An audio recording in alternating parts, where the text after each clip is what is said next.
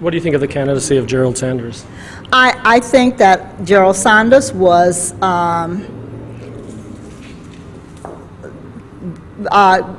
chosen to run against me by OEA. I think that's very unfortunate. Ms. Harrison, you should know that Dr. King spent the last day of his life supporting the sanitation workers' strike in Memphis.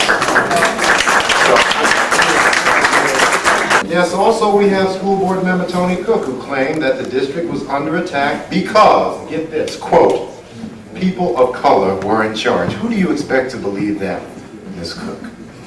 It doesn't matter, I said it. There it is. There it is. There is the nub of this conflict. There it is. It doesn't matter. Well, my friends, Judgment Day is coming. Believe me. And believe me, it matters. It matters. And you know what? You can act as if it doesn't matter, but the fact of the matter is that you're fooling no one with these stalling tactics. You just said, in fact, that you are going to instruct your negotiators to make the correction in the salary schedule if indeed anyone looks like they're losing money. Was I right? Not already. You've done that already. So you are instructing your negotiators. Very, very good. Well, if indeed that is the case, it should be clear. When these people turn to us and say there is no money, that is a very dishonest answer. The fact of the matter is you don't agree with the Classrooms First initiative. That's the problem. You want things to remain as they are, which is your prerogative. Which is your prerogative. But to say there is no money misses the point. And you're not even speaking to the question. You disagree. All right? And people that disagree should exercise their prerogative on Judgment Day. Thank you very much. Okay, first of all, it was on Channel 11, the League of Women's Voters sponsored it, and they invited District 3 and District 5 to come in and debate the school board issues. And well, what I did was, first of course, I outlined the program, the 3 R's, and the classroom first. The program comes first. That's what we want, and that's how we plan to get it.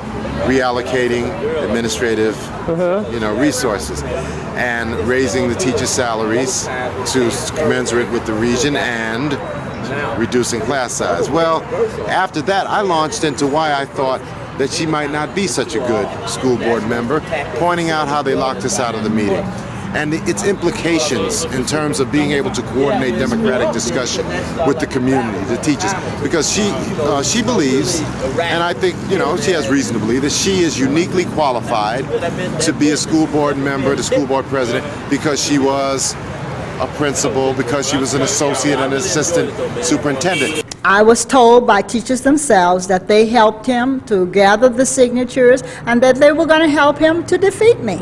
And I was told that by teachers. I don't know if that's true or not, but why would that be unfortunate from the point of view of the voters? Well, I don't feel that he's a qualified candidate. But what I explain is, a good school board member doesn't have to be a technocrat to be effective. Because the real key is, as I say in my campaign literature, is to bring the public back into public education.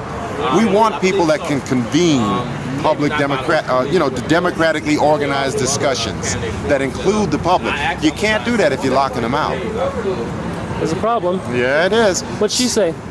Well, as usual, they stonewalled. She didn't want to speak to that issue, and she spoke to other issues because it's rather embarrassing. I mean, look, sometimes you simply cannot defend the undefensible, right? Are you going to be canvassing tomorrow? Oh, yes, I am. What are you doing tomorrow?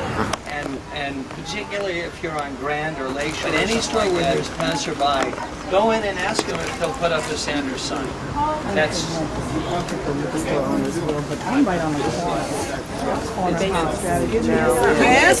If you get a settlement. My number, Lord have mercy. I have an interview with Lucella on here too. Last comments are about you.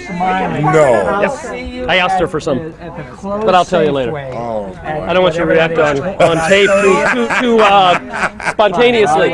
On the other hand, they're the optimists, like myself, who believe because of the teacher strike, because of the impact, because it's been in the newspapers every day, that there's going to be a higher turnout. So let's just say I think maybe 7,000. So if we identify minimum 2,000 votes, it's in the bag.